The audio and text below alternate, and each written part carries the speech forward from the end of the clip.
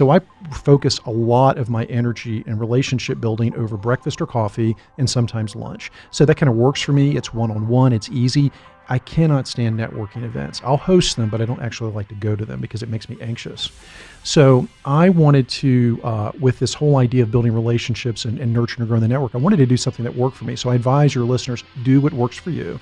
Secondly, I really think it's important to look at your top, call them stakeholders. Like, who are your stakeholders? For me, it's clients, it's dear friends, it's family members, and that list may have at any given time 75 to 100 people. So throughout the year, they're my A-listers, and I want to spend probably one meal or coffee a quarter with that group. Okay. And if you're organized, it's doable. But those A-listers get one meeting a quarter from me, and I'm very intentional about scheduling that.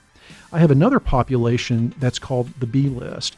Not that they're not A people, but just that they're people that I'm getting to know. They're not yet strong clients. Maybe we've met a couple of times. And once every 6 months, I want to get in front of you, have a cup of coffee, whatever. And then I've got folks that are kind of at that C layer that you've reached out to me, you've read one of my books, you've sent me a message via LinkedIn, and you're kind of in my orbit. Maybe you're a brand new coaching client. We haven't really gotten to know each other, but you're kind of on the periphery. I may once every couple of months reach out, talk to you by phone. Maybe once a year we'll get together. But my goal is to get you up to the B and A list as quickly as possible. And then layered across both, or across A, B, and C is emails. I send articles, my blog post, out to this entire population every couple of weeks.